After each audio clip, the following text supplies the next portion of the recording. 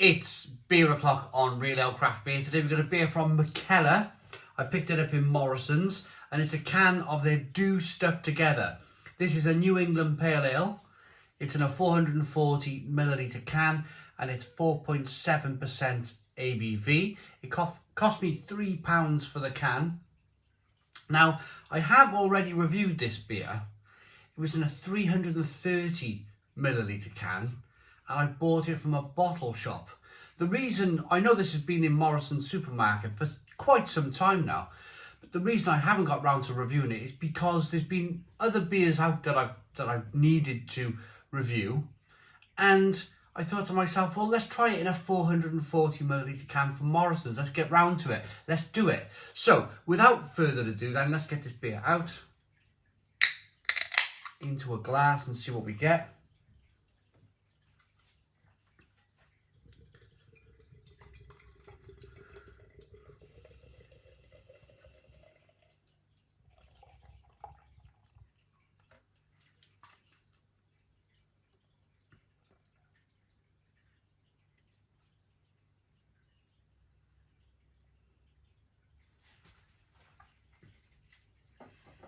Oh, if you move this out the way, my wife emptied her filter on her fish tank and decided to leave the filter stuff on my bar. Happy days. One finger white head on this one. It's nice and hazy. Good amount of small carbonation making its way to the top of the glass. It's a hazy straw coloured beer. Looks very good. Mikkeller, well, we'll talk about Mikkeller in a moment. Let's get the aroma on the beer. Smells very nice. Very nice. Very kind of tin pineapple juice aroma to it. That sweet syrup you get from tin pineapple.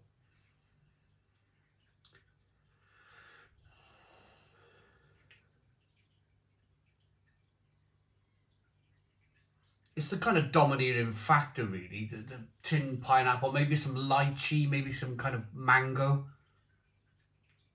apricot aromas coming through.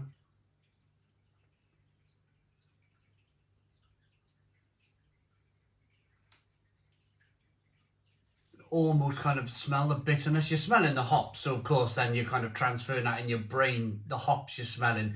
So you kind of thinking to yourself, well, they're going to be a little bit bitter. So it's almost like you can smell the bitterness in the beer.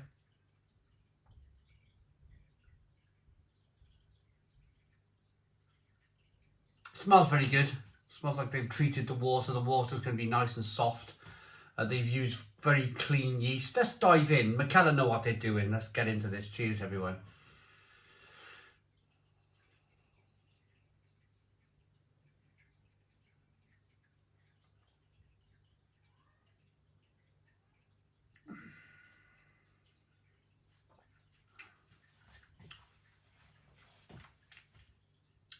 My first instinct is it's quite dry.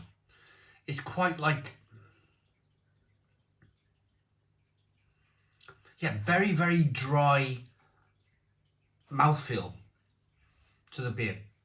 Nice amount of carbonation. Flavour wise though,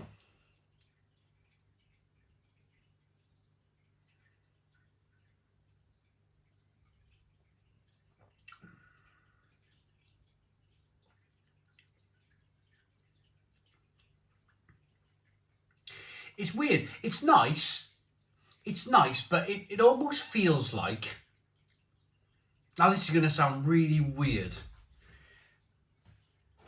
cardboard beer mat, yeah?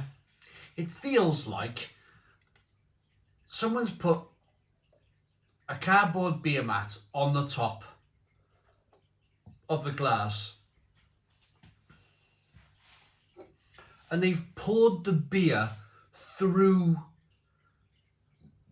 the cardboard beer mat. Say the cardboard beer mat was really porous and you could pour liquid straight through it. It feels like, it tastes like that the beer's been poured through a cardboard beer mat or just a cardboard box or something. It's a nice beer, don't get me wrong, it's a nice beer. But there's something quite like musty, like a musty kind of like cardboardy.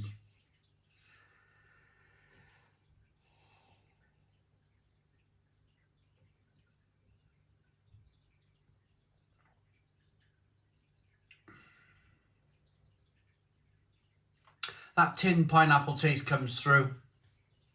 There's a little bit of grapefruit, a little bit of mango, lychee. It's very dry. You got a little bit of that sweet malt to begin with, so there's a little bit of balance to the beer between the sweet malt over here, that crisp, slight wafer flavour of the malt here, and then you've got that slight bitterness on the back end, so it's offering a good amount of bitterness to the beer, which is very important if you're going to session a beer like this. And then there's a little bit of bitterness on the back end, and it's a little bit peppery and spicy, just to round out the flavours of the beer.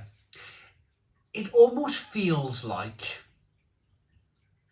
there's no way I would buy 4 cans of this and session 4 cans of this. It's almost as if it's been designed to, like, you go into supermarkets these days and there's offers. You might find 4 for 3, or 3 for the price of 2, or kind of like that sort of deal. And you go in with the idea of buying a few different beers. Like, you'd buy one of these maybe. This would be your starter beer of the day. And then you might move on to a couple of bigger IPAs, and you might finish on a stout or a porter or a barley wine or something, if you can find it in a supermarket. And I'm only mentioning supermarkets because this was purchased this was purchased in the supermarket. But I remember the beer taste. Yeah, so just to finish off that, I couldn't imagine going, hey, yeah, let's light the barbecue. I'm going to drive to the supermarket and I'm going to buy 4 cans of Mikkeller. Let's do stuff together. Or do stuff together. It would be one of those, and one of those, like a mixture. And it's almost as if supermarket beer has been designed to buy one of those, and one of those, not kind of 4 of the same beers. But I remember this tasting so much better. I remember when I bought this in a small can.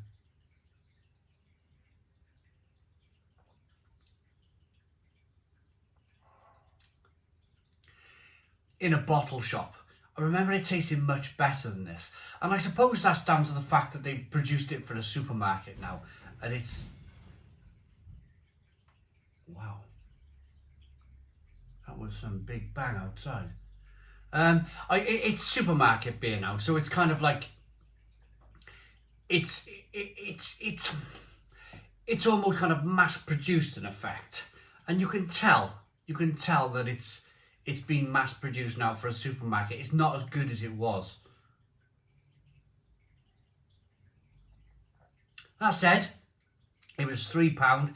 It's okay for that price point. Mikkeller, I was going to talk to you a little bit about Mikkeller. I've been drinking Mikkeller beer for years. Years. Danish brewer, started off kind of... The story goes back in the day, 10 years ago, he was inundated. So basically you could send Mikkeller an email with would you like to work with us on a beer, and he would kind of like email back with a recipe, and then the collaboration would come out, and then the name would come out on the can. And it was a very clever thing to do because he was a very, very good brewer. He was very, very good at kind of plucking recipes out of his head and going, hey, this'll work. Why don't we do this? And he got his name out there by giving out recipes via email to different breweries. And then it got to the point that his name was kind of so synonymous with Danish beer and world beer. He's known all over America, known in the craft beer world all over the UK, that he opened his own brewery. I think he bought the old Alesmith brewery in America. And I think this is probably contract brewed at De Proof normally. Yeah, De Proof Brewery in Belgium. This has been contract brewed. He's done a lot of beer with contract brewed beer at the Proof Brewery. So that's Mikkeller's story. Did I ever see Mikkeller going into the main supermarkets in the UK? Not really. It's probably a progression of his kind of the Mikkeller name. Is it as good as it once was, Mikkeller? Or this beer? Not really. Not really. I think the beer was much better years ago. But that said, it's drinkable. It's refreshing. It's just not as good as it once was.